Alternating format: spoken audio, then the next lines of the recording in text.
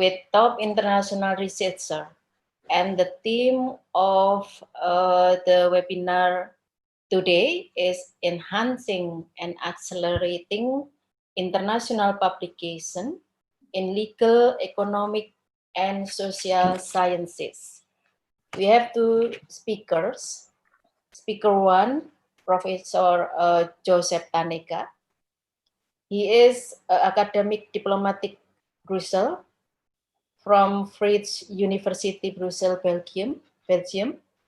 And speaker two, Dr. Intan Soeparna. She is community services, the head of community services and international publication of Faculty of Law, Universitas Airlangga. For audience, I have to announce that you are unmute. So if you have a question, you can write your question in the chat room. So I can read in the chat room. Okay, we will start with Professor Joseph Tanega. Before he start his presentation, I will read his CV, short CV. Professor Joseph Tanega is the author of 79. Amazing, 79 up until now. 79 peer review publication in law published by world-leading publisher, including but not limited to Oxford University Press, Columbia University Press, and NYU, including 16 books and 52 articles and chapters. He is a world-leading authority in international financial law and bring real world knowledge from his professional experiences as former Deputy Attorney for the State of Hawaii, former Senior Investment Banker with Nomura Securities, Director of Rich Consulting and thought leader for financial institution and capital market of Ernst & Young, London. And he is a senior legal consultant to the international finance. So I think with the short CV, this is reflected that his expertise for our team today, how to publish an article in international journal, especially in legal, economic, and social sciences. So you have 30 minutes, Prof. Joe. You can start now. Thank you. Thank you, Professor Koesrianti. And also, thank you for everyone who's here. I think you're all over the world, so it's kind of amazing to me. And I'm very, very happy to give you my 2 cents, my little contribution on how to publish in these technical kind of journals. Now, I want to start off with a personal note so you know that you can do it yourself. This personal note is really my experience in terms of publication. So I think all of you, I'm sure when you hear my personal note, will be encouraged to start your own publication trail. First of all, I had no idea at all. No, I mean zero, maybe negative idea about how to publish a technical work in an esteemed journal. My background, as the professor kindly exposed, is that I was more, not academic when I was much younger, but I was much more professional. I was a Deputy Attorney General for the state of Hawaii. And my first job at the age of 24 was to be in-house counsel to the largest department in the state of Hawaii, which is the Department of Social Housing and Welfare. But how it links to writing is that I got a lot of practice writing. So in my first job, I would produce approximately, it was a huge amount of work, but approximately 250 pages of typed legal briefs, memoranda, and so on. A lot of legal writing every week, around 250 pages. Another thing so I did a lot of practice. I had a lot of practice in my early years. I decided to go to Oxford. Oxford accepted me after having been rejected by every college. They finally accepted me. And when I went to Oxford, I was really quite amazed because my tutor told me that I had to write an essay every week. So I was really scared. I thought, oh my God, that's going to be really hard.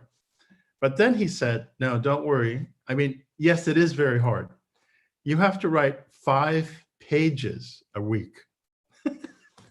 So I thought, oh my God, this is so easy compared to my legal writing, which is 250 pages a week. All I had to do was produce 5 pages. But what my tutor didn't really tell me at that time was that actually the 5 pages was after I did research, real research, reading approximately minimum of 5 books, up to 7 books per week. Now, these are not small books. These are not little pamphlets. These are really big books. So there was another discipline that I learned, not just producing a bunch of legal language, but I had to be able to, how can I put it, summarize, get the essential thoughts, come to my own conclusions, and do it in a very, very efficient way. So there's one of the things I thank Oxford for was being able to write really short essays about a lot of stuff all at once and making that essay coherent. Okay, I have many experiences in terms of technical writing over the years. I'll give you one more, and then I will try to give you an idea of how to get yourself into what I would call the stream or the flow of technical publication writing. One big project that I did was for the European Commission. And in that project, I was the main project finance consultant to the Russian nuclear ministry. I know it sounds like James Bond, but literally that's what I did. And so I fixed a program over a couple of years with the Russians where I basically gave them a template about how to write what we call in the industry bankable proposals. Now, the bankable proposals, interesting, I had to create a document which in effect was a manual on how to write these bankable proposals. And I was happy to say that that manual was translated into Russian and actually given out to over 1.3 million people. So I had, in my own little way, I had, I think, an effect on the way those types of proposals were written. In effect, there's a kind of formula that you have to follow. There are rules in terms of writing, especially technical writing, if you wish to enhance and accelerate your ability to be published by these high-tier journals. And mind you, I just really want to encourage all of you, even if you have no idea, but you're just curious about how to do academic writing, that you can do it. You can actually start ground zero without any publication at all. But I think there's a particular way that you can do it, and it would be more efficient and effective. So let me try to do that, give you a sense of how you might do that now, practical advice. Oh, one more thing about the Russian nuclear project. at the very end, my friend and I, we wrote a document that was 1,200 pages. There was an evaluation of the Russian nuclear ministry. And it was based upon all the data that the Russian nuclear ministry gave to us. But at the very end, and this is a really important point for you guys as well, out there trying to, being an academic and are committed to truth, at the final stage, I thought to myself, do I really want to publish this? This is a very important point. Even if you believe, I mean, even if you think that publication is very important to your, let's suppose, your promotion or your job, I think there's something else. There's an ethical obligation that you have, and it's very personal. You have to decide at the end of the day whether this thing that you have in your hands and you've been working on for so long, is it something that you should publish? I know that sounds kind of crazy because this show or this seminar is about publication, and so you should be committed to publishing. But all I want to say is that sometimes as an academic, or many times as a genuine academic, you will come across this thing called facts, and you're committed to the truth. But do you really need to say it? It's an interesting question, actually. So at the end of the day, for the Russian Nuclear Ministry project, although I had published reports for the European Commission, at the end of the day, that huge amount of information that I got from the Russian Nuclear Ministry, I decided that, no, we're not going to publish that. And I'm glad that didn't get out, actually. And those are for very strong personal reasons. Okay, so let's start. So let's suppose you have no idea, you have zero idea about how to publish an academic journal. This was me. This is me sort of in the year 2002. I had no idea. So what's the first thing that you should do? Given that you have no idea how to publish and you've never done it before, you've read a lot of journals, a lot of articles, books, lots of books because you're an academic, but you have no idea how to publish. Okay, here's what I did. I spoke to a colleague in the law school who had actually published. That's point one. Go meet your colleague. There must be someone there who has published. And go there and say, hey, hi, let's have some coffee or some tea. And I'd just like to ask you some questions about how to publish. I was very lucky. I spoke to a guy, a professor named Jason Chua, who is a really distinguished professor in maritime law at City University Law School. He currently is there. And Jason looked at me. He didn't even let me sit down because he was so busy. So he said, look, you want to publish? I'm an editor of these journals. Send me something and I'll consider it. This is a very important point. So because of a conversation I had with someone who had knowledge and experience and current practice in the field of publishing articles, because he was an editor of a journal, editor of journals, he just gave me a really simple idea. Just do it. And here's some journals.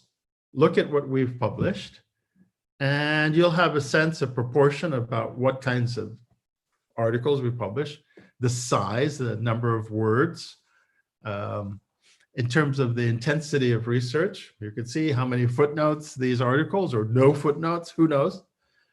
So you just do it practically. You find someone who's published, you ask them how do they do it, and if you're lucky like me, I spoke to a person who's an editor of journals. Okay, the truth is also that he wasn't an editor of really high-level journals, okay? They were almost trade journals, trade law journals. So these are journals that are meant for practitioners in particular areas of law. For example, there might be shipping law, there might be nuclear law, there might be, I don't know, SME law, who knows? But there are journals all over the place, and maybe they're not so highly ranked. In effect, they're trade law journals. Well, to tell the truth, these trade law journals are always looking for, they're always looking for material to publish. It's not like they have a whole bunch of people in a queue, authors, trying to get in.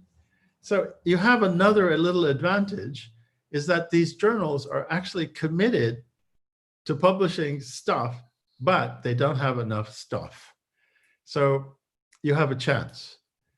And I also had the other fortunate experience then, is that this is a colleague in my law school. So I could merely just go to his office and get advice immediately. Oh, blah, blah, blah. What do you think of my article? So you get immediate feedback from someone who is in the rank and files of publication. This is extremely important, because if you get feedback from colleagues, which is pleasant or kind or whatever, but it's not going to actually help you get closer to publication. You really do need advice, dare say some kind of relationship or even friendship with someone who can help you publish. All right. Okay, so I then started doing these short articles. They were a bit random in a sense that there was not a particular field of just law in general. And because I was, my legal experience is really broad as a litigator and as a guy who used to write legislation, I really didn't care. But I wanted to publish, and so it started off that way. After a year or so, I realized I really wanted to dive deep into one area of law. Now, I consider, so the first step in your ability to publish is to find someone who can help you. Okay, who? Answer the question, who? The second step is you really need to have a very deep, world-class, absolutely top-class area that you want to mine, fertilize. You want to be the person who's the action hero in that area. Just do everything you can possibly do in that particular field or narrow subfield.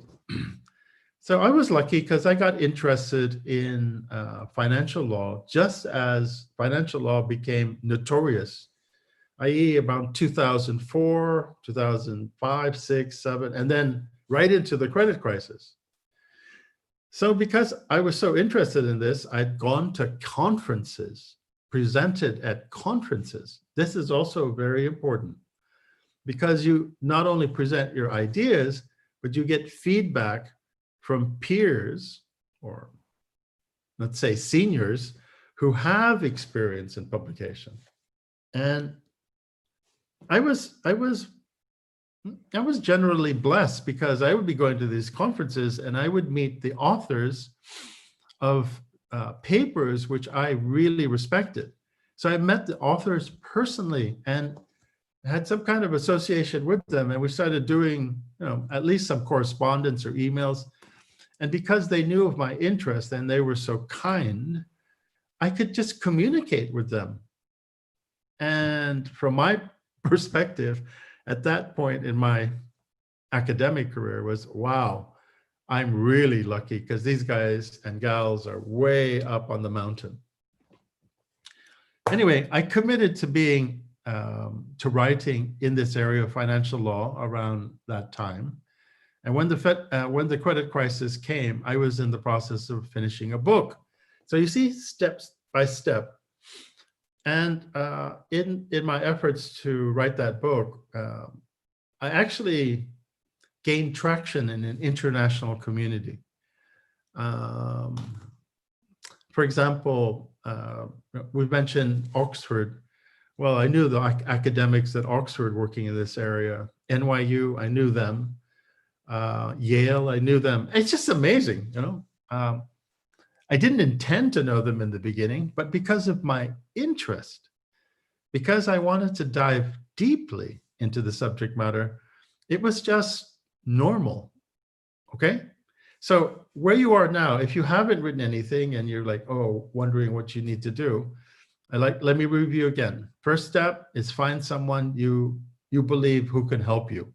It's someone who is a general editor or something like that, and has published a lot. That will help you.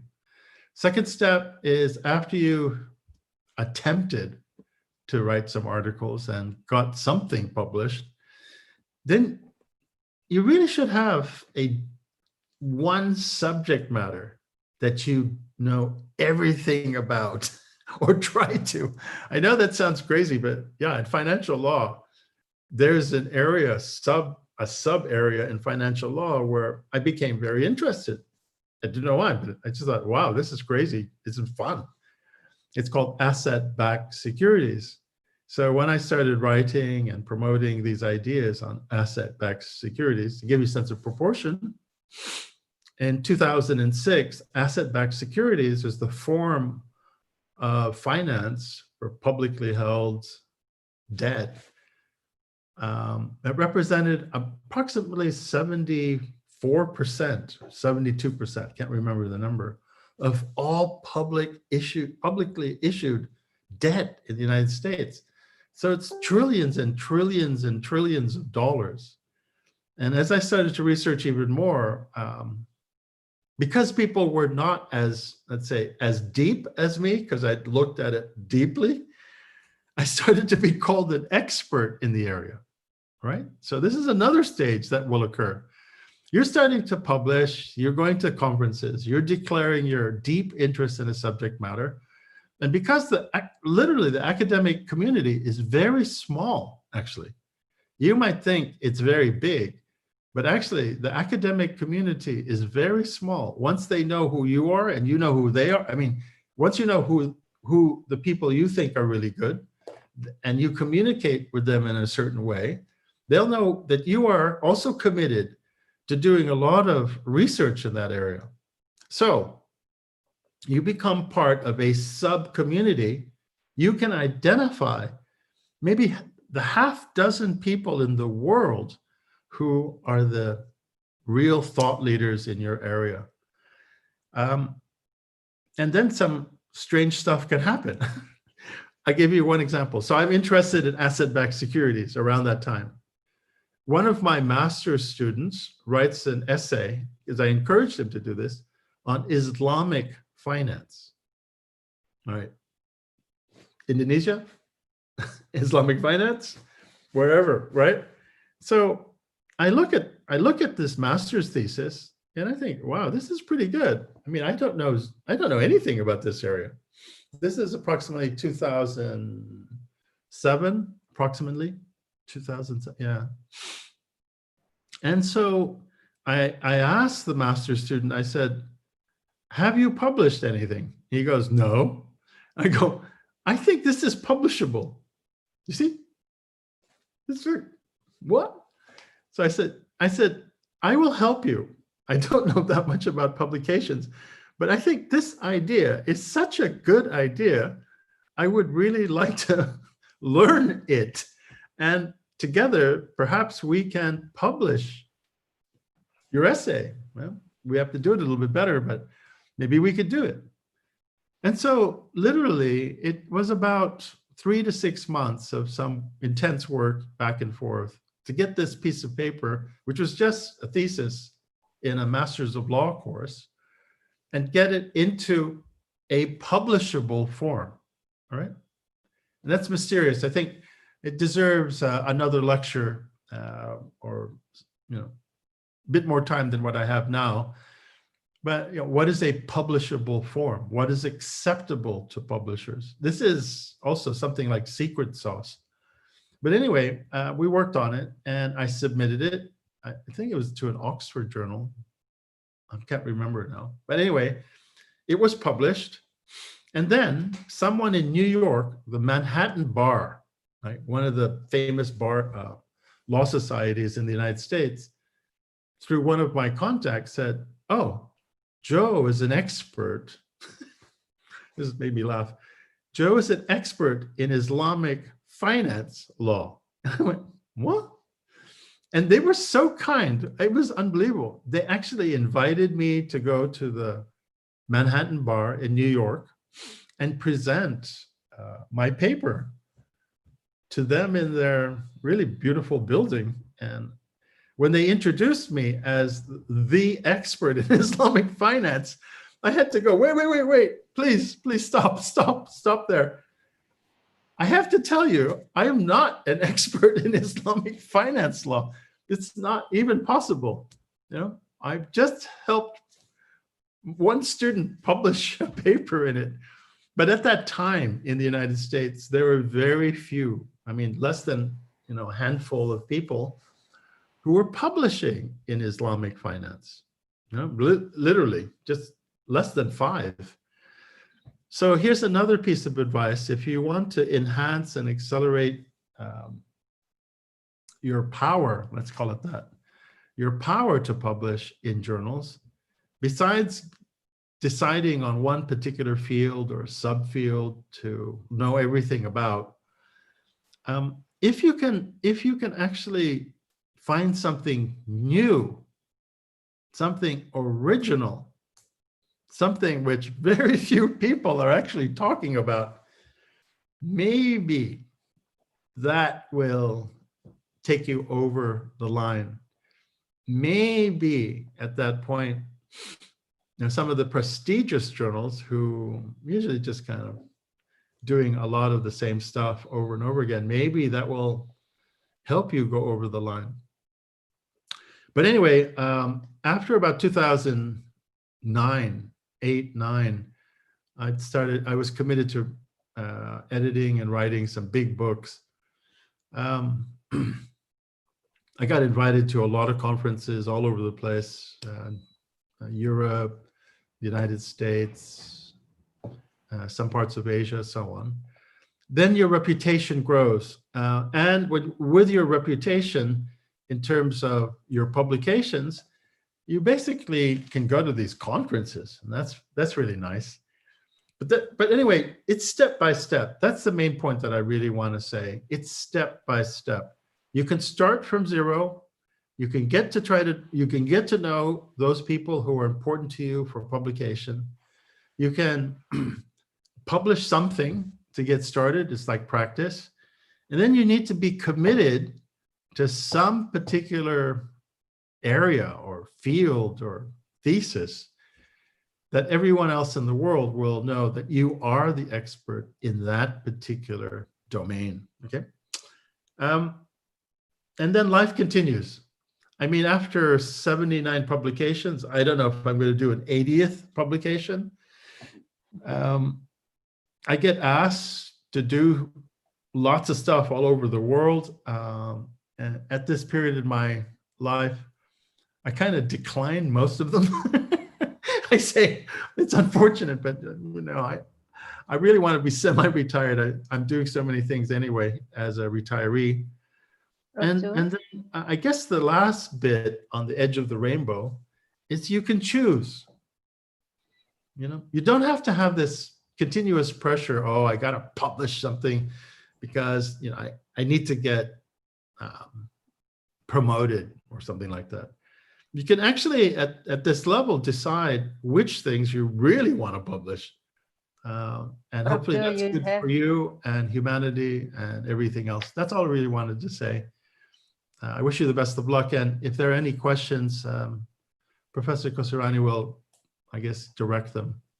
Anyway, thank you very much for giving me the opportunity to talk a little bit about how to enhance and accelerate your publications. Really, you could start from zero, go all the way up. Thank you. Yes. Thank you, Prof. Too. Interesting. Okay, before question and answer, maybe we can have the speaker too, Dr. Intan. Bu Intan. Okay. Yeah. Okay, thank you, Ibu Anti. Thank you. Yeah, you have 30 minutes. 30 minutes. 30 okay. minutes. Okay. Yeah. Joe, we are expecting a lot of from you actually. Maybe you can on it when the participants are giving you questions and then you answer it. So my presentation actually is more to technical thing, because you might write something beautiful, you might write something amazing, and then, or maybe you do research that everybody admit it's a brilliant idea, but suddenly you got turned down by the journal just because of you are doing something wrong when you are submit that. It happened a lot. I work as the head of the unit in my faculty. Since 2016, I supervise some friends of mine to submit the article to some journals. They have a very good journal, but a very good article, but then it's the journal is rejected because the single minuscule mistake when they are submitting. So today, actually, I'm going to share how to solve, solving technical problem. Say, I'm going to Joe has said in the beginning how to solve technical problem in publication, because sometimes I know Ibu Anti write a very beautiful article, but suddenly she took 2 years to get accepted because just one single mistake, Ibu Anti, a name, something like that. So it has to repeat it again, etc. So now I'm going to share experience in supervising and helping my colleague to submit the article in a certain journal or in journals or international journal in general. First, you need to know how to choose the right journal. There is two different kind of a journal, general and specific. For example, in the legal and social science, there is humanities and social science review. This is actually general. And then specific, for example, International Journal of Law and Technology is a very specific. It's about law and technology. Anything else will not touch it. Then you have to read carefully the aim and the scope of the journal. Sometimes the aim and the scope of the journal is so delicate, so specific. So if you have a manuscript that is different, slightly different with the scope, and the aim, they will review it. So you have to read carefully the aim and the scope of the journal. And then after you read all the aim and the scope of the journal, then you need to compare, see the most published articles in that journal. I have once experience in helping one of my friends to submit a journal about the legal issue of economic integration. In my opinion, economic integration will be very, but then I saw most of the articles are about the European Union. So it means that journals only accept the idea or the article about the European Union. And then you have to read careful the author guidance. It is sometimes when I help my friend, helping my colleagues to write the article, they just take it for granted about for example, citation, reference. In Unair, we get used to with Chicago style. Then once we have to write in Harvard, they feel like, oh my God, I cannot do that. That's something that you need to know about that. And then use template if it is provided. Some journals providing the template for us to write directly on that template, so it makes it easy. It makes us easy to write article directly to the template. But some journals do not provide the template. How to solve this problem? Of course, because you are reading other articles, then you can see how the authors write the articles in for that journal. So then you can see what is the font they're using, how many spaces, and etc. etc. So it means a lot of work to do. But yes, because otherwise, once you submit it, this minuscule mistake will make your beautiful article rejected. So this is how to choose the right journal. And then submission alert. Today we know that most of the journals are using online submission, but some of journal also using email submission. Yeah, online submission, it's easy, but it's difficult to follow, because once you submit wrongly, it will, you know, the journal will refuse your article. For example, you submit your name wrongly, and then you just name will be wrong. That is difficult. Easy but difficult. Yeah. So many mistakes happen when you are submitting an online submission, like in Manuscript Central or Scholar One, or and now we have an editorial manager. Because sometimes people people are not familiar with this kind of a submission. But the email submission, it's much more easy because we are talking to the editor. But however, you can also use this kind of submission, you know, by triggering the let's say the interest of the editor to at least read our manuscript. So this is actually the example of the online submission. Yeah, you have basically the good journal will provide everything very clear and very concise, so all the author can follow it. Yeah.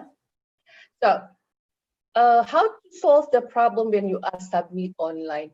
First thing first, I had experience on this. Once I click the submission online, then suddenly you have to divide it, my paper into certain files. So before even you click submission online, prepare your manuscript.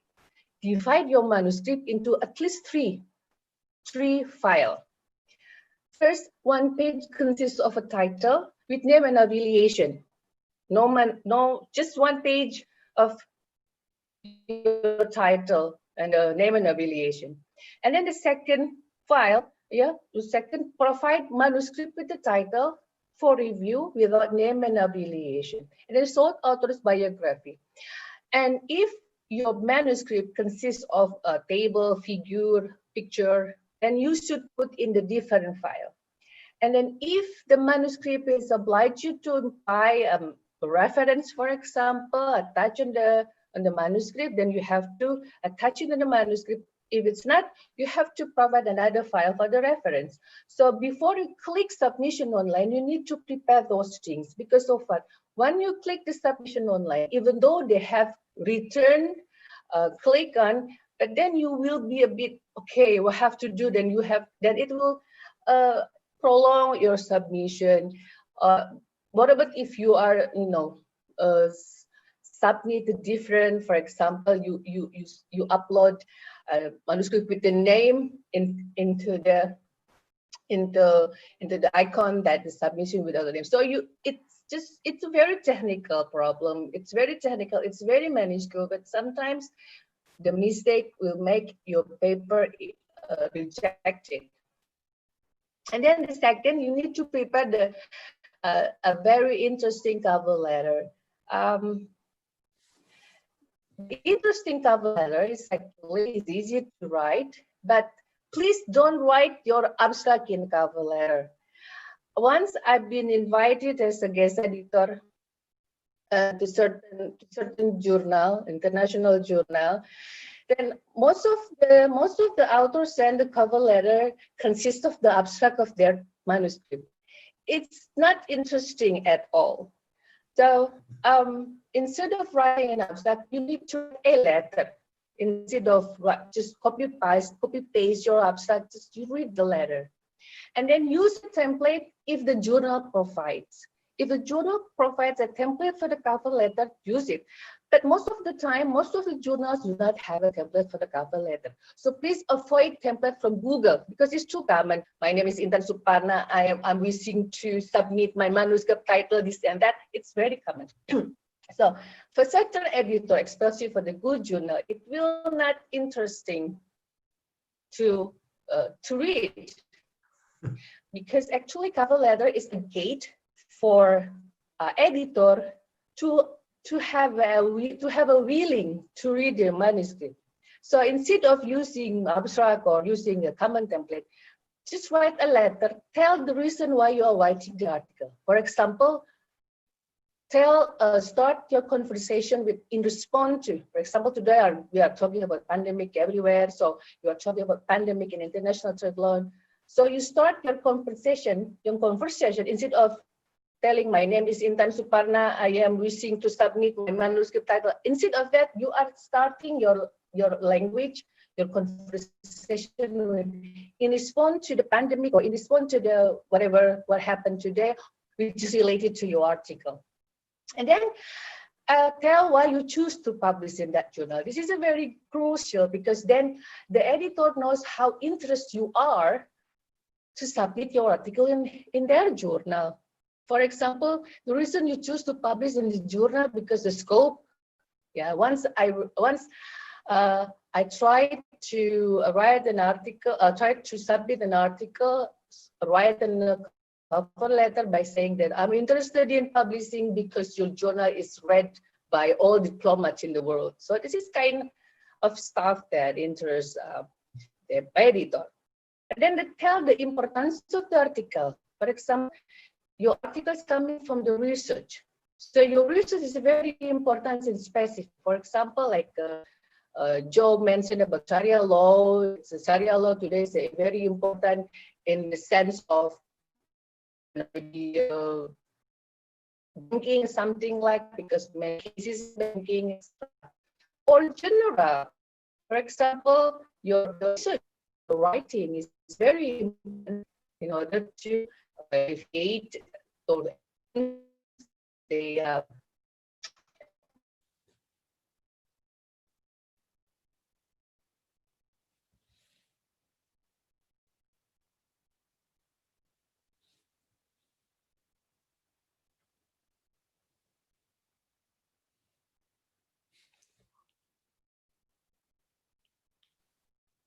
Hello, Intan. Yeah, I lost her as well. Hey. Where is Intan?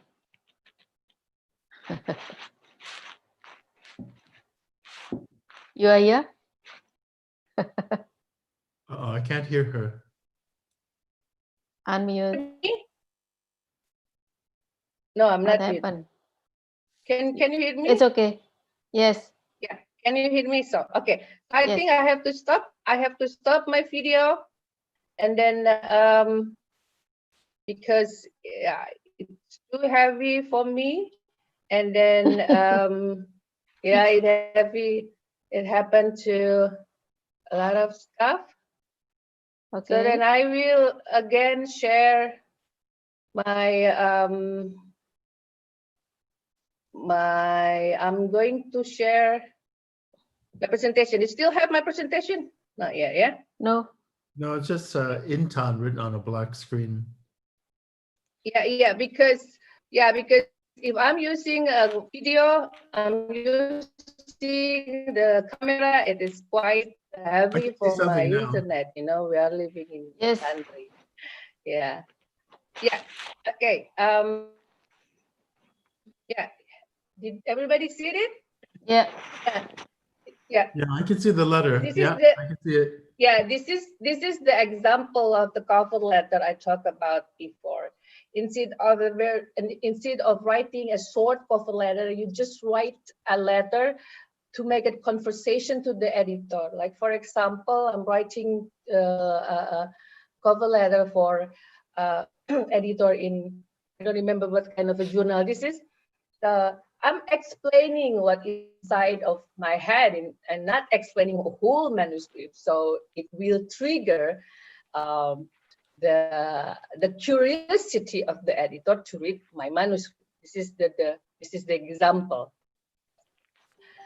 And then, well, after the manuscript, and then after the editor is accepting our manuscript, and then they will send our manuscript to the editor, to the reviewer, then it's come a review.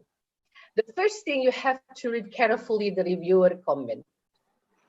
I start my publication in 2008. I think it starts since I was since 2008. Yeah, I got a lot of rejection. I got a lot of review and etc. etc. The thing you need to know is to read careful the review comment, whether it's online or the email. Yeah, and online it's from the application. You know, you have to answer the question and etc. Or email. You know, directly you have a conversation with the reviewer. The good journal will have a good reviewer. The reviewer usually give a comment or suggesting. They're giving a suggestion to read materials, the structure, etc. I remember I wrote something with Ibu Anti. Remember Ibu Anti? We wrote something in the nuclear ban treaty. And then the reviewer gave about 10 pages of reviewing our article with all the reading materials. Because we don't have much time, we didn't really do that.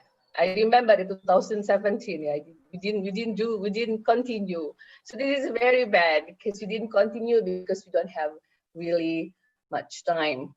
And then communication, a good reviewer through editor, open for the communication in case the author finds difficulty to follow the review. My last article from the ASEAN Yearbook something, we have a very good communication with the review because the review wants me to write something as they want. So this is a communication it's a better. So in the case of rejection, a good reviewer will provide suggestion to enhance your article, and you need to follow it because any reviewer have a capability to give idea or suggestion for you to enhance your article. Or a good journal will suggest you to submit your article to other journal. This is coming from my experience supervising or helping some friends of mine of submitting article in some journals. For example, this is a review using email. So the reviewer or the editor is directly asking me to review certain area and to revise certain area in my manuscript. So it's easy for us, or easy for me, to have a conversation with the reviewer in this case. Okay.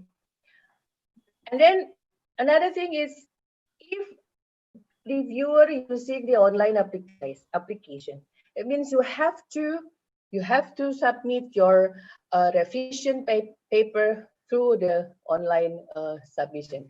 This is quite difficult because you cannot have a conversation with the reviewer.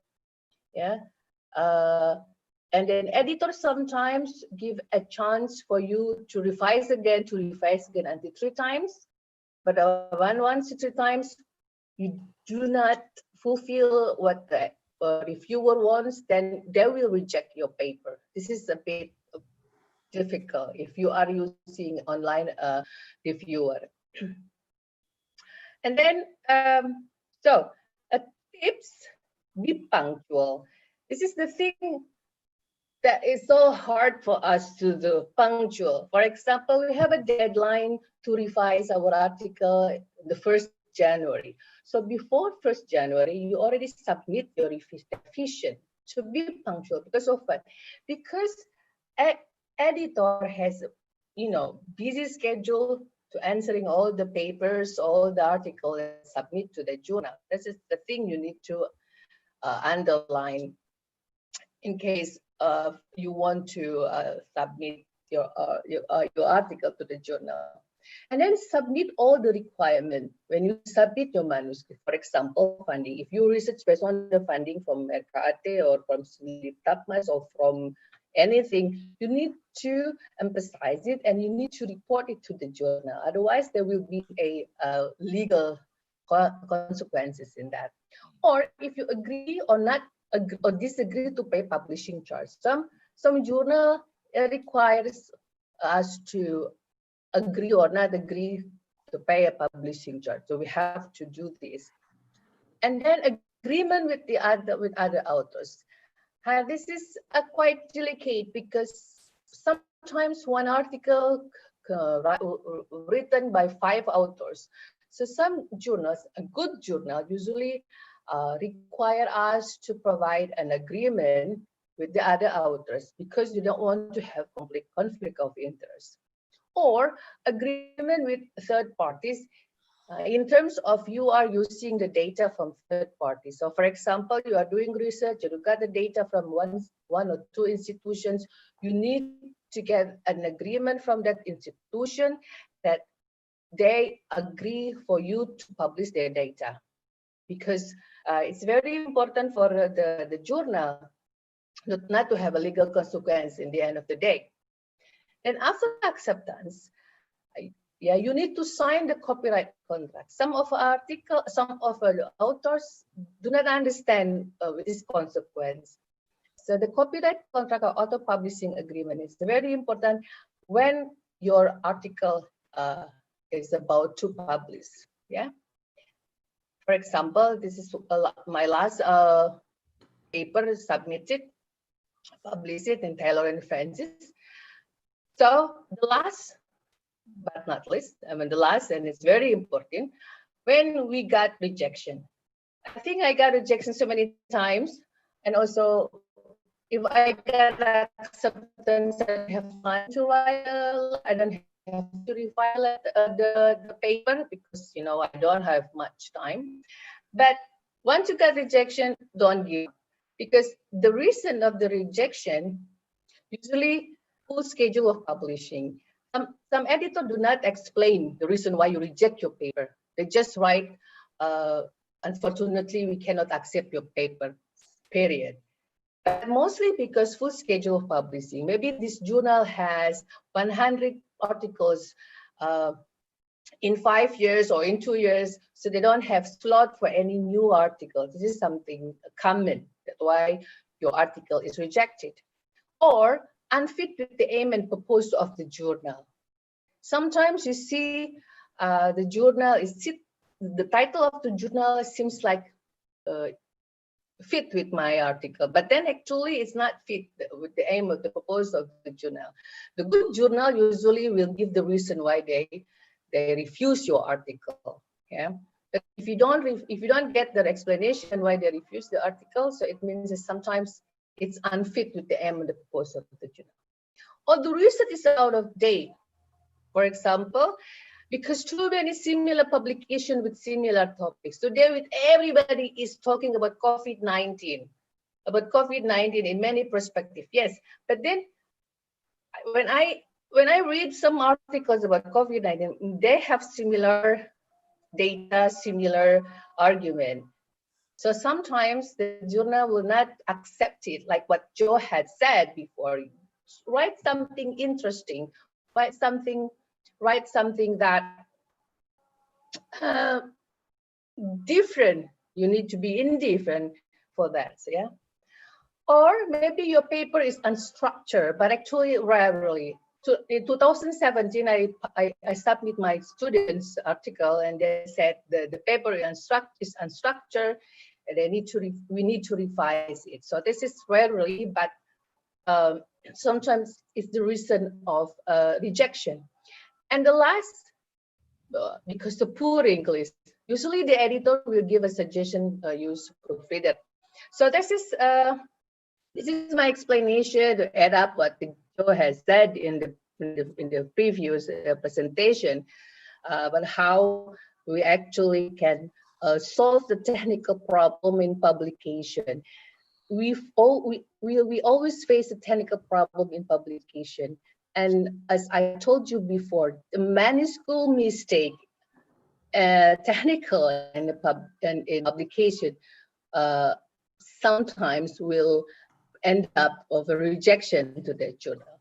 Then, okay, and this is end up my presentation. I return it to Ibu Anti. Thank you very much. Assalamualaikum warahmatullahi wabarakatuh.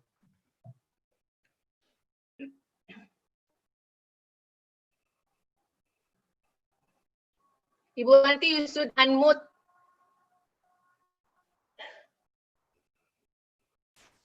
Okay. Yeah. Can hear you. Yeah. Actually, Bu Intan speak exactly 30 minutes.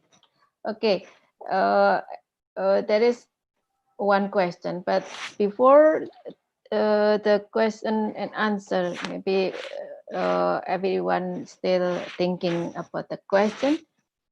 I have a question for Prof. Joe. It's about motivation. It's about discipline, because for some author, after get the rejection, actually we like. You want to cry. Yes, want to cry. This is very, very difficult to move on, to have like back to work again, and then do some research. Yes, actually, when they reject, they have some feedback, but sometimes the feedback is difficult to do it, because it's beyond our capabilities or something like that. So do you have like a suggestion for the author concerning motivation and discipline, or what did you say here, like maybe speak to someone or something like that? Yeah. Thank you. No, this is a very important question. Thank you for that question. I mean, as Dr. Intan said, she received many rejections. If I were to put the rejection letters on my wall, I have to buy another house.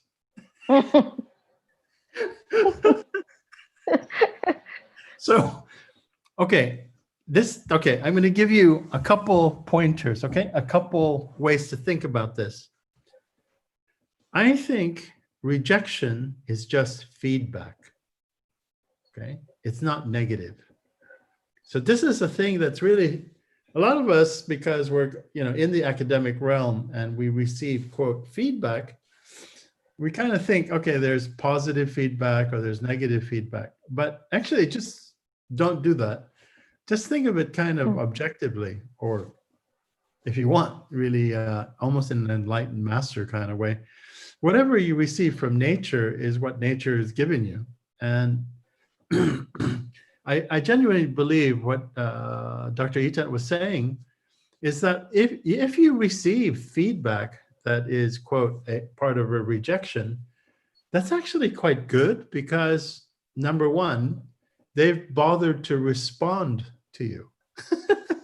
Because I'm very serious about this, because I get lots of letters, especially when I was very active. And I got so many emails that lots of times I'm not really responding from my heart. I'm just saying, oh my God, just leave me alone, get out of my face, go away. And that's not really feedback, because that person doesn't really want to help. But if you do receive feedback that says, okay, well, look to another article, look to another journal, or you should look at your English a little bit more closely, or have you thought about this or that and this and that, this and that? Excuse me. That response is fantastic, because even though it's part of a rejection, your attitude should be, wow, that's just feedback. That's just information that I need. And if you are definitely committed, and this is the other second point you might say, you have to judge yourself in terms of your commitment, your sincerity. If you're very committed to something, it may take many years for it to be recognized. This is just the issue. I mean, it's an ethical, moral issue. Actually, it's beyond the beyond. So I kind of think of it. I have some ideas that are in my drawer. Seriously, I've done a lot of work on it, and I have not published it because in my head, I think this is too good for the world right now. This is not, no. So you always have a choice. That's actually the point. you should never feel the sense of, okay, because you got a rejection, you have no choice. That's just not true.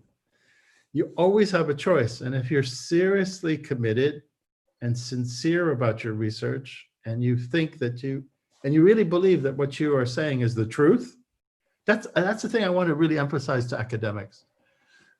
You're very different as a group. Academics have more than a privilege. They have a kind of power, almost an immunity. It's like an amazing thing, which you don't see in the media. This is a very important point. It's not that you don't have to try to be famous. You don't have to try to be, just a pretty face or something like that. You don't have to do that. If you're a serious academic, I believe that what you're getting at is the truth. And that's really rare. And so if you're sincere and you're committed and you receive a rejection, you should just be kind of happy that that person bothered to read your paper. And Yeah. unfortunately, you might say, I've written letters back to editors like this. I said, thank you so much for your feedback. It was wonderful to know that, you read my paper, but I seriously think you should reconsider publishing my paper, because this is going to become the most famous paper in the world someday. So, I don't take no. This is the other thing. Okay. And if the person gets irritated, I would say something like this, because we can communicate various ways. Yeah. One way is actually, if you can, because you're in Indonesia, some of these publishers are very far away, so you can't just meet them. But I always think there's this very strong human element that people in research, like very far away, don't quite get. I live really close to London. I was in London all the time. People come to London all the time, traffic. So if you're blessed by being in the right location physically, you can always meet these people. So I would say, final thing on rejection letters is to say something like this. Okay, I've just thought of this. Okay, I haven't done this, but I just thought of it. So you get this terrible rejection letter, but this journal is very important. And maybe this editor is a blocker, really. Maybe they're just too tired of stuff. Who knows? And then, I'm kind of crazy. I kind of think of really crazy things. And I said, dear da-da-da, I think this issue is so important that you should devote an entire journal issue, an entire volume on this work. And if you do, I will get all the other authors who I think are very important in this field, and we will create a special volume for you. So you don't take no, you just go the other way. Go crazy. You didn't recognize this. Yeah. And then you say like, no, you don't. I'm sure that this is such an important issue that it deserves an entire issue. And I will be the general editor. I used to do this. I say, okay, now I'll be the editor for the special volume. Did you? My article will be at the front, blah, blah, blah. So anyway, whatever you feel, if you're sincerely committed, really believe in your work. This is very important, because if you don't believe in your work, you're going to stop. So all of these people who are saying, no, they just don't get it. They don't understand yet. So always take a positive attitude. And if they say no, say three yeses, back to you. Yeah, agree. Okay. So anyway, it's a long answer, but I've done some of these tricks and they actually kind of work, and like really strange stuff. So I said, oh yeah, that's a great idea. Why don't you become editor we'll give you one volume. Yeah. Yes. Thank you, Prof. Yeah. I think we have one question for Prof. Chu, Punilam. Ppjpi maybe can unmute Nilam, because she want to ask you directly. Okay. Thank you. Thank you, Ibu Koesrianti, for giving me an opportunity to ask a question to Professor Joe Tanega. It was a very excellent presentation, Professor Joe Tanega. Well, I have a question for you. As a beginner writer, author, sometimes I have a lot of ideas, and then when I started to write a paper for an academic paper, there are some particular issues that I need to take account when I write an academic paper, such as the footnoting, the system, and the languages. I mean, not English language, but an academic English language, what I mean. So what do you think that I should do? Because when I started to worry about those things, I become not concentrating in the main idea of what I'm going to write. So sometimes I feel like, oh my God, this is very frustrating. So what's your suggestion? Which one should I prioritize? Whether it's writings as it is, and then later on I will edit it, or I take a note on those particular things such as footnoting system and structure and everything. So please give me your suggestion, Professor Tanega. Thank you. Okay, that's an excellent question, actually. Okay, let me approach it like two different angles, two different ways. Okay. I have an idea. If you can write the idea that you have very, very simply, in fact, just go for it. Like if you can write it, excuse me, in the form of a poem, in poetry, as if you're talking to someone high up and you think this is a fantastic, even spiritual idea, whatever, like a prayer, then it comes from your heart. It's really important because it's like a song or something very simple. Usually the great papers, the great academic papers are actually just a song. It's just one idea. It's one idea. And they could have said it, or they could have said it very, very simply. Once you get the idea, it just transfers. So I would recommend, if you are in that creative mode where you think you've got an idea, try to write a poem about it. See if you can do that.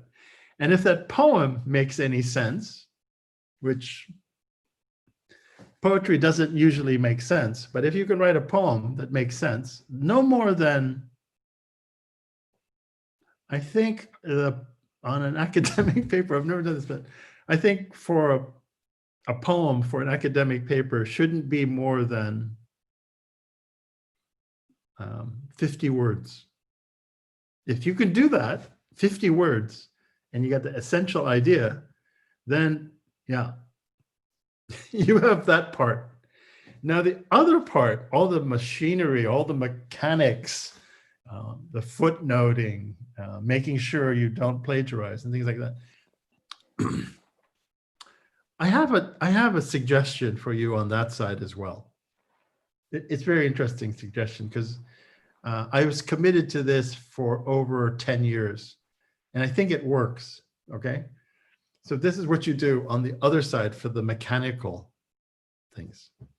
You're to sit in a room by yourself with a pad or a computer that's not linked to the internet, but just a piece of paper or a pad. And for 1 hour, write the best that you can in academic English, in academic footnotes. Okay. So like you're writing the piece like an essay and you footnote it, not using any machine, just footnote it, and then write the best you can from your memory the reference. Now you might think that this is crazy. That's a really hard thing to do. And I assure you, it is extremely difficult. I assure you. But I have seen, because I was teaching as undergrads an accounting course for no good reason. And this student who was merely in her, I think, sophomore year in university, so she's no more than 18 years old. She wrote an essay, a timed essay, like 2-hour essay, where she literally wrote it out like a first-class article from a journal. Believe me, this is true. She just wrote it out with the footnotes and down at the bottom of the page with the full reference. No kidding. I was so stunned. I'd never seen this ever in my life. Because normally, like what you said, if you're going to put the footnotes in and all the mechanics that you need in order to make it an academic publishable piece, it's a lot of work on the machinery. But this young lady proved to me that you could do this. So I thought, oh my gosh, that's amazing. And I think she's a bit of a genius because she was so cute. When she walked out of the room after I had handed back the marks and the papers, I asked her as she was leaving the room, how did you do that? I'd never seen this happen before. And she said, she turned to me and she said, this is really hilarious. She said, I find it a lot easier to just do the right thing the first time rather than to try to edit it up. Unbelievable. So if, as an exercise on the mechanics and all that, I would say, try to learn the rules, try to do what this undergraduate student did, see how far you get. Then you can come out of the room and check it with machines or your friends, and you can look at it literally and see how much you really know about the mechanics of academic writing, because you've tested yourself. Now, myself, I'm really lazy. I can't do that. I can't do what this undergraduate did. But I attempted on many times to write a little poem about the idea that I have, 50 words. And then after a while, probably months or years later, the 50 words, I hope, maybe blossoms into an academic article. But that's from zero to somewhere up there, somewhere in the sky. There's a lot of work. And I think that's my answer. Okay, thank you. Thank you, Prof. too. Okay, maybe, yes, you are right. Maybe we have to turn off the internet and just write what we have as an academic. So, Intan, you have one question, I think. Yeah, there is a question. Yeah, there is a question. I don't know from whom, but the question is, would you please to give some suggestion? It should be firstly to choose the journal or preparing the manuscript before choose the journal. This is actually two things we can choose. Usually in Indonesia, they are writing an article because of the research, right? Article from the research, and after do research, and then you submit your research to the journal. It means that you have to look for the journal that is suitable for your research in Indonesia. But my experience, some students, I give these tips to my students in master program. I suggest them to look for the journal first, to see the aim and the scope, and then start to find the research and relate it to the aim and scope of the journal. It's for my master student because they only have 2 years. So, for example, in the beginning of their program, the first semester, they're searching journal. For example, because in the master program, they know what they like. They like law and technology. So they're looking for the journal about law and technology. And then they find one journal and they see the scope and the scope and the aim of the journal. For example, the aim of the journal is relating to blockchain technology, for example, law and blockchain technology.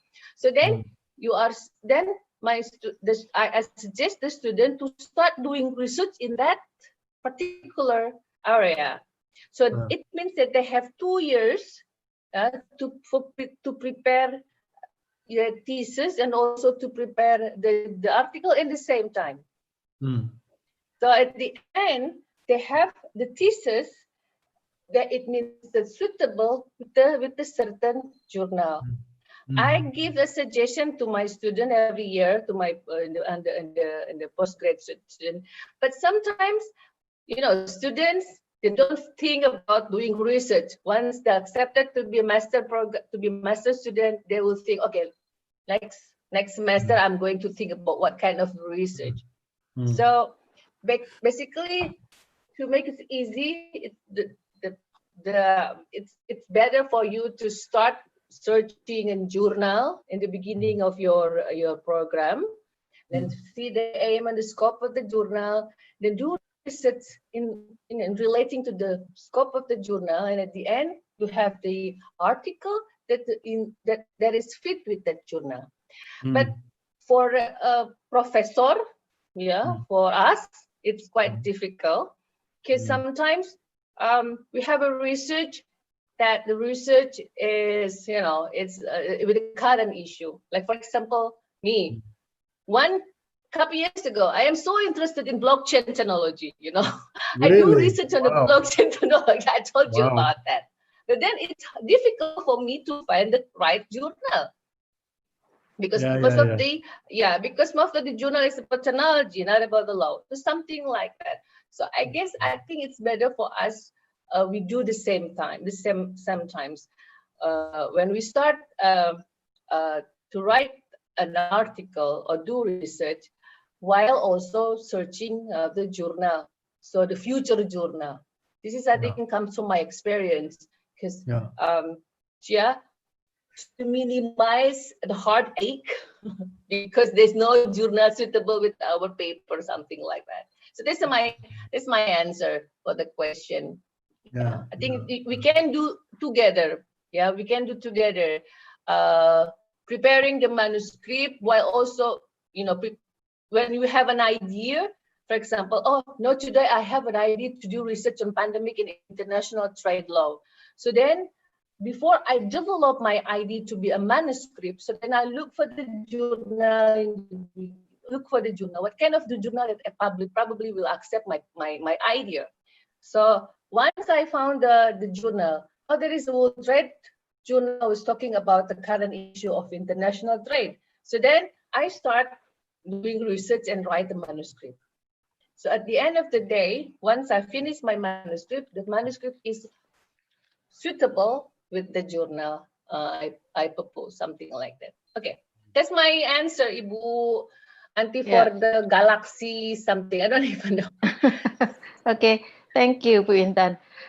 Prof. Jo, there is one question from audience, Ibu Hermin Tridayanti in the chat from Narotama University. She questioned about the when we have already a Q4 Scopus journal, quartile 4 indexes publication. Joyce, I don't know, Jo, are you familiar with Scopus and quartile like this? This is the rank of the journal. Index. Maybe over the years. So the question is, she already have a Q4. Q4 is the lowest rank, and then she asks how to what is the tips and trick to escalate or to enhance the publication become the higher rank to Q3 or Q4, Q2. That's the question. Okay. Are you familiar with this rank? I once last year I explained about this. Yeah, it is very Indonesian, but it's in Europe. No, we don't really it's around the planet, recognize it. actually. Yeah. That's not This Indonesia. thing is around the planet. So yeah, I have some familiarity. I mean, okay, let me answer it in 3 phases, 3 points. 1, my personal feeling about this. That's my personal. Second is what I know other people do in order to do this, in order to answer that question. And then third is a more objective way of solving this problem. Okay, 3 levels. So personally, I don't care. Okay. I told you that. Yeah. No, but you got to understand why I don't care. You have to understand why I don't care about Scopus and all this stuff. Because I think that's just a vain, a bureaucratic, administrative way for people who, like governments who dole out money to academics to kind of try to control the academics, okay? So generally speaking, I'm very critical about this stuff. And if you were to hear me in a really big public debate, I'd be vehemently against this kind of classification. It comes down to almost racism in my mind, all right? So that's my personal view. The second thing is more practical. So like, let's say the person who has the question of moving from Q4 to Q2, whatever. The answer there is actually you need to get to know, and this is really a program that I would love to help initiate. You have to understand the 2 words, research, publications. Those 2 words are actually not one. They're 2 completely different functions or completely different islands. So research is all the good stuff that we normally love to do and want to do for the good of humanity. The research, which is our attitude there, is that we're going for the truth. We're trying to unearth facts and give a truthful perspective, at least on these facts or these laws. And that's research. Okay, you can never, no one could ever tell an academic, is a strong belief in my mind, what you should publish. This is just me, okay? But I know from my own research, when people say, Joe, I don't know whether that should be published or not. I said, I'm not worried. It may take about 300 years before people understand this. because the stuff that's true takes a long time to get embedded in the culture. So I mean, there's like a spectrum. Let's say on the left, you're really going for the tradition, what I call the academic tradition that goes way back thousands of years. So there's this class of people who are teachers. And what are they teaching? They're teaching the truth, full stop. So whatever that is, that's way on the left side. On the right side, there's this kind of bureaucracy. I mean, this could be a paper. This bureaucracy that tries to control our thoughts by classification. I mean, in some literatures, we call this the sociology of power or whatever. So as an academic in full gallop in publications, we have to be aware of this spectrum. We're academic institutions, because they're beholden to amounts of money that come descending to us so that we can live an academic life. We have to be wary of that level, because if we end up just shooting for journals because we can publish in them, that's not the right attitude, I think. Actually, that's a wrong attitude from a personal perspective. It's not practical, maybe you think, because that's not going to help me get promoted. But really, seriously, it's wrong. It's not the right thing to do. So, okay, so in that frame of trying to move your article from Q4 to Q2, why bother? Seriously, why bother? Because you should think, why Q2? Why can't I just elevate it to the best journal on the planet Earth? My attitude was really funny. I mean, when I started to publish, I didn't have any, all these people were on classification stuff, and I just ignored it. I just made calls into journals, and I'd go to conferences and I'd meet people, and it's really just like making friends. So my attitude towards journal publications was not this bureaucratic hatchet job, you know, like this cutter, and you're on the block and you're a piece of meat and you're being cut. I really had no attitude. I have no patience for that. I just thought of it as a human endeavor to make friends, like do stuff that makes, you know, your life happy. That's what I thought. But yeah, I really hate the idea that someone else who knows nothing of my work classifies it, thinks it's a Q4 or Q whatever. I mean, what the hell is that about? I just get really angry. I said, you don't know anything about what I'm doing. How dare you even say that it's low or high? You have no sense of proportion. So why should I even bother with that? Anyway, that attitude, I think, is kind of fiery. So I don't wish for people to follow that because it's just personal. But you can actually move from Q4 to Q2, I think, quite easily by getting to know the editors. Full stop. Get to know the editors. Who are they? Have conversations like what Intan was saying, you know, have a polite letter of entry, start to, you know, have some kind of community support too. This is another bit that I strongly emphasize for you guys. For all those people out there, there's like hundreds of you right now, and they're trying to get published and wondering how you do it. You got to remember you're an academic community. You're not alone. It's really important. If you think you're going to publish just because you're a lone gun genius, you know, like you're a big brain genius and you have this great paper, forget it. It doesn't work like that. The academic community doesn't work like that. You're part of a society and a subgroup of groups and groups of people. So you need to enter the community. Just like you would a party or something, you know, that's why I think of it. You're going to meet other people, and some of them are going to be very helpful, and other people you never want to meet again. But basically, you got to go into the academic community. So to move from Q4 to Q2 is actually not that hard if you're building your community. I assure you, it is actually quite easy. And I know people say, like in Italy, I helped a friend move into professorship, and it was the same kind of Scopus deal.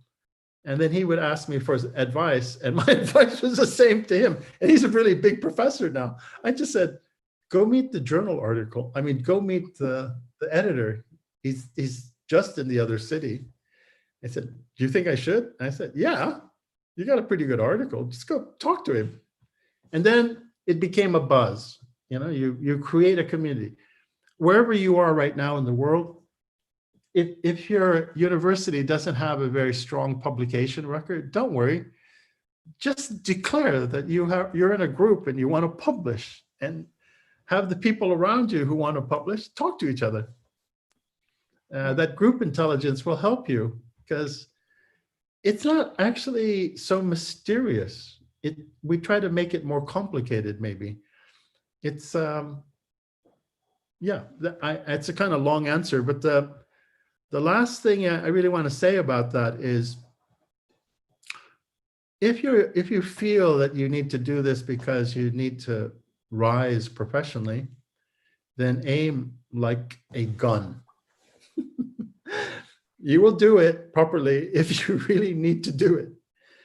But if you're kind of relaxed and you have this academic freedom and you want to get to the truth and you're sincere, you should also be relaxed. You just spend a little bit more time on getting that article polished up. That's it. Yeah. Yeah, That's a good maybe idea. Intan can add some.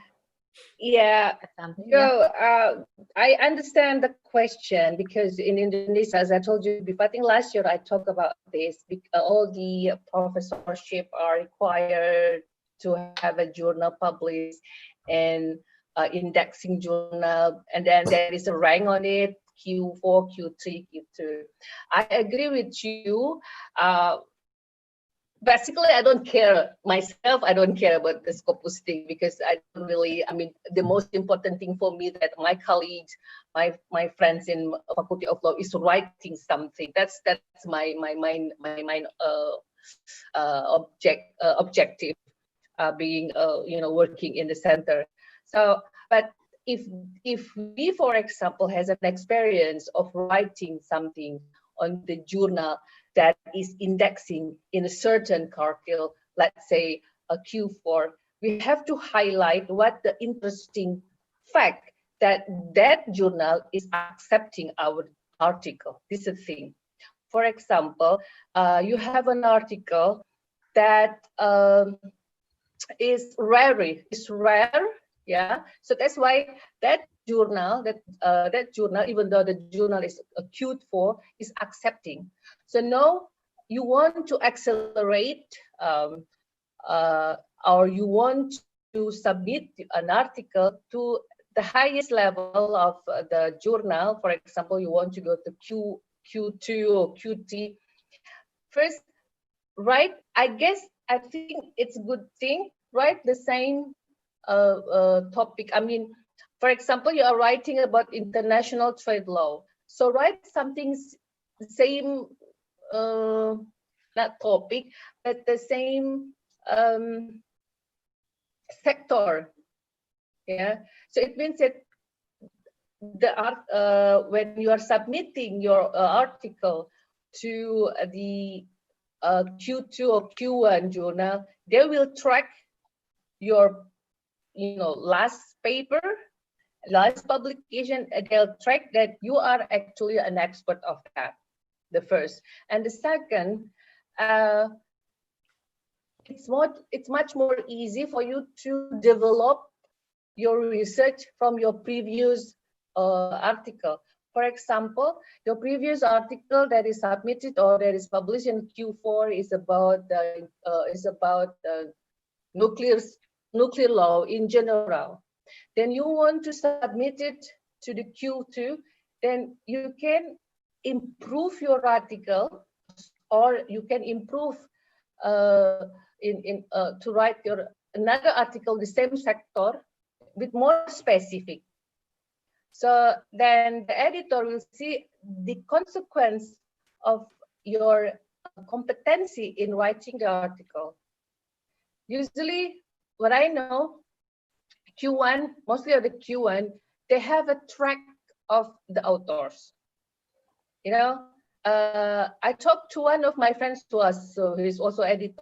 One of my friends was writing some papers in Q1. They said most of the Q1 journal have the tracking record of the authors. So, and most of the journal Q1 will accept someone who is actually famous. But don't worry, as Joe told us, that basically improving an article do not depend on what kind of journal, what the rank of journal we are going to submit, but at least improving an article because you want to prove that you can write something better than before, right? This is something common. And then can I ask a question real quick, Intan, real quick? Yeah. Yeah. I think we haven't talked about this, but I think it's really important is the number of words. Yeah. Because like if you write in law journals, generally speaking, it's like 4,000 to 6,000 in some jurisdictions. And in the United States, for example, you can have articles that run the entire journal, like 300 pages or something. So it just depends. And I just want to mention this, is that there is techniques, lots of techniques for writing what I would call short pieces, which short pieces are 4,000 to 6,000. So medium-sized pieces are a bit more, 12,000, 15,000 words, which is really big. And I think you need to create groups. You need to create a group of people who are willing to show their work to the small group and intensely over a period of time, just improve yourself by reading reading your piece out loud to the group. I mean, one of the things I have in mind, I used to do this a while back, is that let's suppose we were to create a volume, right, of essays on a particular topic. The medieval way of doing that is to just bring the authors around the table and read their articles or their chapters to each other. And this process might take a couple days, but at the end of it, you actually get it all edited up. And it's a very efficient way of getting something done. I mean, getting a publication done. So the old way, there's a lot of executive, I call it executive decision-making on the mechanics. And I think when you're a young author, you don't understand that you think that everything has to be done kind of piecemeal. But actually, it's like a board meeting. Everybody goes to one place, or there's one place that the decisions are made, and they're made very quickly. So, you know, the effort isn't over 2 years. The effort is actually in 1 day or 2 days, and the decision is made. So if you can control the process through a group, and each person in the group is committed to, say, writing an article or a chapter. I know we talked about this last time when I was in Indonesia, but if a university were committed to that, then one part of that research is to make sure that group, the understanding of all the mechanistic stuff around a research paper is done in a semester, and then get people around so that good knowledge and best practice can be spread around. But I have to emphasize the second part, which is what most young academics, and I dare say a lot of faculty members just don't get, they don't understand it, is that the publication side of research, that actually is a completely different thing, okay? It's not the research you know from writing in a room by yourself or on the internet, blah, blah, blah. It's actually what I would, a better label for it to get to its essence is to call publication, the publication part of research publication, marketing, okay? So this is just not in the rule book, because you're not taught that. You're just not taught that. You have to learn on the job. That's what I'm trying to tell you.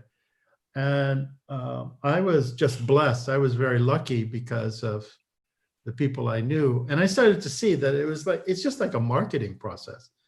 There is a field of buyers and sellers, you might say. And unless you know what the buyers are thinking and what the sellers are thinking, you really have no hope. It's really, really limited in terms of probability to get something done which you think is really good. But by understanding what publications is about, all those soft rules, and all these ways of contacting and communicating with people and setting up, basically you need to set up the framework for your article to be published. And that's way beyond, it's way beyond writing the article. Literally, I mean it. You have to set up the framework so that the publishers or the editors in the sky realize you are the one for the subject.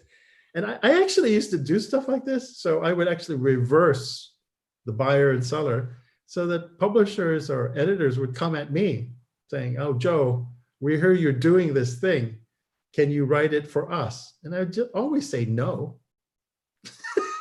Yeah, I guess it's really hard to get. Joe, it's I guess in the matter how we trigger the interest of the editor with our paper. For some journal, I found they are accepting the abstract before we continue writing manuscript. Some journal are doing such a thing, but mostly at the old journal. Because, for example, I think it's a long time ago, we write an abstract and we talk to editor. We said that I'm going to write this kind of research. Do you agree to support me to develop this as a manuscript? So they said, oh, your abstract is quite okay, and then please develop to be a manuscript. Then we have a communication. I think we have a good communication. I think we have experience with Ibu Anti writing an article, start from sending abstract to editor, and then the editor feedback.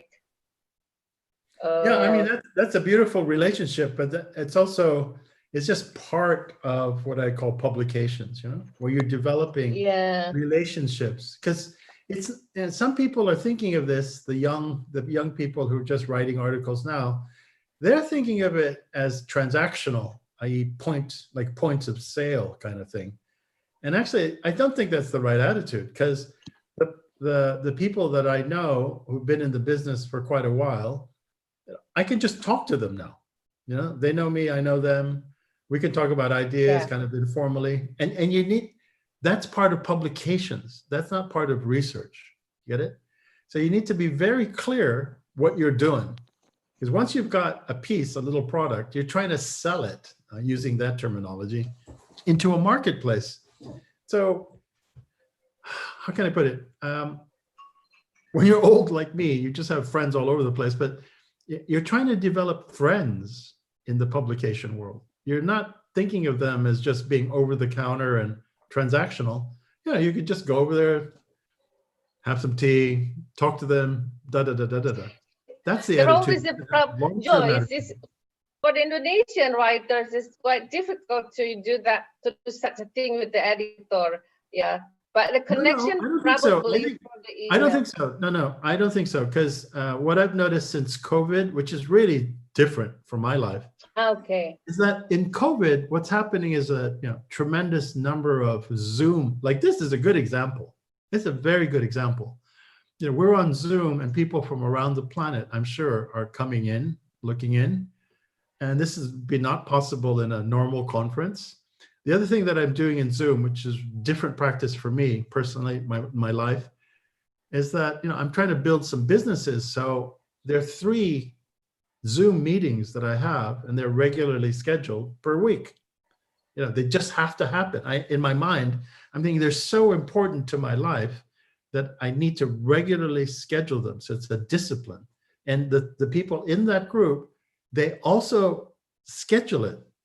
So this is what I would say in terms of discipline for those people out there at different universities, Airlangga, you really should commit as a group to meet on Zoom or something, like to trade papers or create your own program of education and just do it regularly. Because if you don't do it regularly and build up that thing, it's really hard. I was just lucky. So that's what I think that's my main message. There's another question. There is another question, Ibu Arti. There is another question. I see. We have one question here. This is important, but it's quite different with what we discussed. It's from Pak Chandra Yusuf from Yarsi.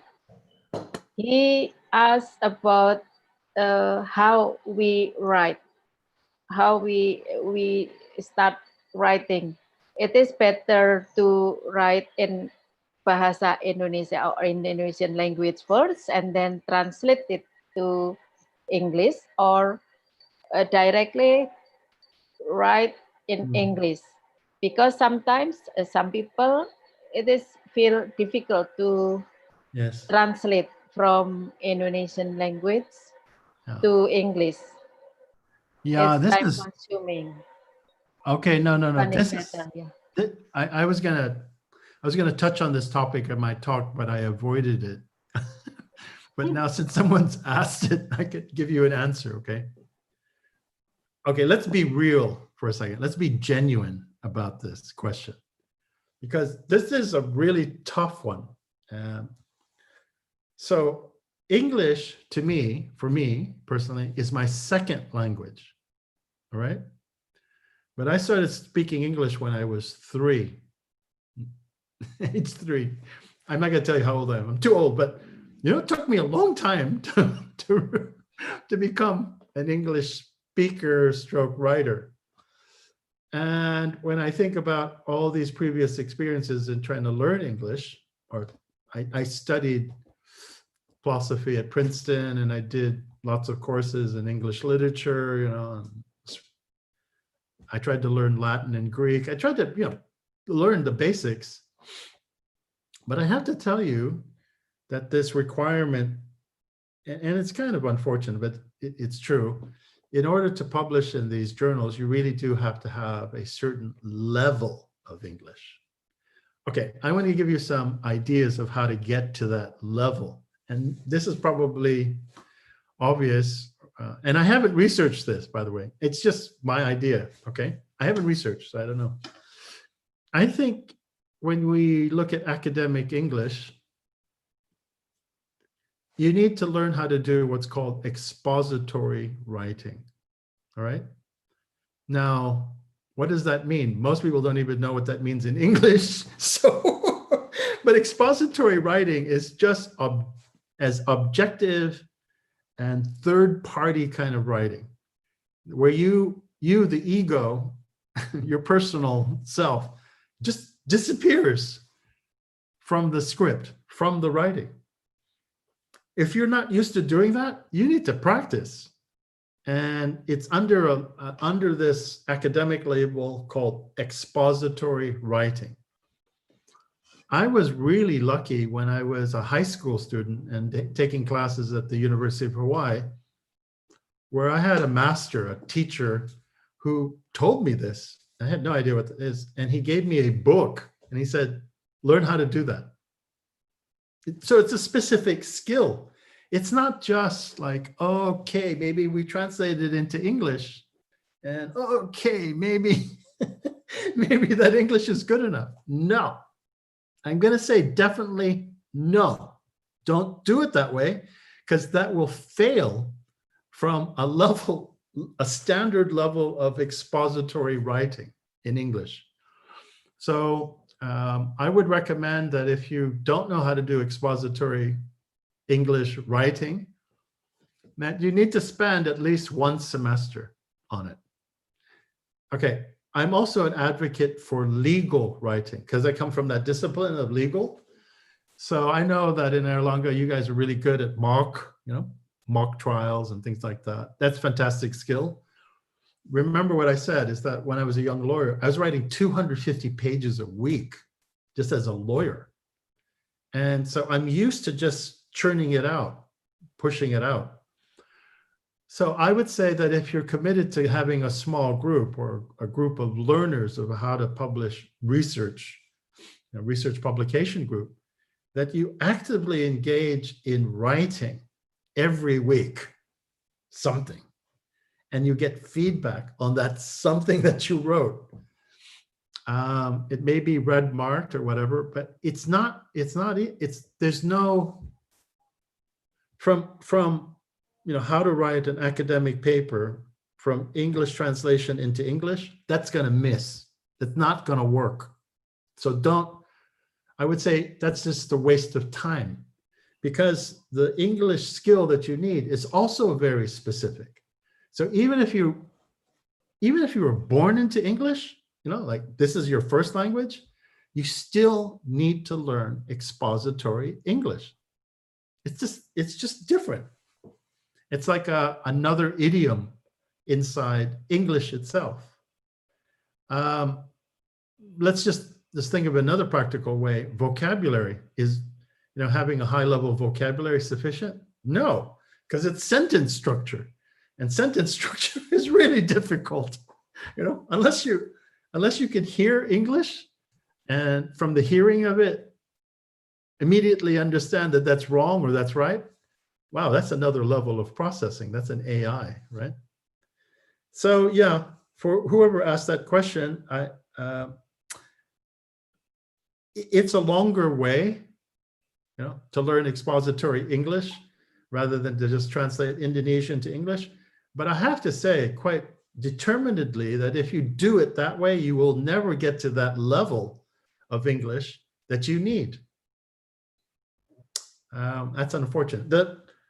I say to my students when I was teaching quite actively in London, I had hundreds of students, and many of them, maybe 80% of them, are English as a second language. And they would ask me the same question, and I came up with a kind of formula for them, because I don't have time to teach them expository English, too busy. I said, look, in the morning before you brush your teeth, or as you brush your teeth, have a copy of a good English book, a novel, and read out loud 1 page per day for at least, I don't know, anywhere from 3 months to a year. And every day read like Jane Austen, Pride and Prejudice. Or if you're really, really, really high level, you might look at Gibbon, the history of Roman civilization. By the way, just as an example of what the highest level English, for my opinion, is, if you can read even, yeah, but more spectacularly, if you could write like either Jane Austen or Gibbon, then you're at that level where, you know, you've made it. But those are very high levels. And the journals that I have published in, you know, like Oxford, NYU, Columbia, it's just a given that you can write in that level. It's just it. So I think if you're taking out even a Scopus and you're thinking, what is the level of English you need to know? It's non-trivial. It's a skill that you have to do. And that's why I say it would be best if you could at least start a group wherever you are and try to come up to that level. Then you don't have to have this problem of trying to translate Indonesian into English. That's just not going to work. Anyway, that's my opinion. Yeah, thank you, Prof. Jo. Intan, you want to add something? No? Just 1-2 words. Yeah, I know it's quite difficult to write directly in English, but as Joe told me, just as we said that it's okay to write in Indonesian in the beginning, but try to insert some words, expository, yeah, insert some words that we know. For example, the ordinary words we know. So it will become a mix with Indonesian and English, but then we are getting used to it with the words of English in our paper, something like that. Or as Joe told us, that we need to have a supporting group with the students or with the assistant or any other, then we can create a link to support. Just for example, it's one paper to develop in the good English. Yeah, because we have to remember legal English is very difficult. Even you go to the translator, it will be very difficult and it will be different. If we are using translation or translator, sometimes it's quite unfortunate. So that's the thing that we'd have to do is actually practicing. Yeah, I'm practicing my English since 5 years old, so that's maybe because we get used to it. So I think it's okay, and I think it's enough, Bu Anti. The time is up. Thank you. Oh, okay. So this is the end of the webinar. Do you want say something, Prof. Jo? Oh, I just want to say thank you to you, Dr. Koesrianti, and Dr. Intan. I want to thank you so much to actually give me a chance to say a few words. And it's really wonderful to see you alive and well. Yes. Well, you have a different outfit. Healthy. Yeah, no, that's really great. Healthy. Yeah, so, you know, in the future too, I'm very happy, you know, if you guys have an idea of how we can continue. I mean, even the Zoom thing, I think, is really interesting, you know. If you had a group of people who are committed to trying to write an academic paper for publication, you know, like the proposal that I sent you guys, something like that. But we're at a distance, so, you know, it wouldn't be as intense, but some kind of regular meeting or something like that, that would be great. Anyway. Okay. Sure, Okay. yeah. Thank sure. you. Thank Yeah. you. Yeah. Thanks Yes, so much. great idea. Yeah. Thanks to everybody in the audience, by the way. Yeah. Yes, thank you, Prof. Jo. Thank you, Okay. Dr. Intan, and thank you, audience, joining us. So we now in the end of the webinar, and we will maybe we will have one more like a webinar series like this, hopefully. Yeah. And yes, thank you. Wassalamualaikum warahmatullahi wabarakatuh. Good afternoon. Waalaikumsalam. Good afternoon. Ciao, ciao. Okay. Bye-bye. Yeah, Bye. bye. Bye, Prof. Jo. Bye, Joe. Bye-bye. See you guys. See you. Keep healthy.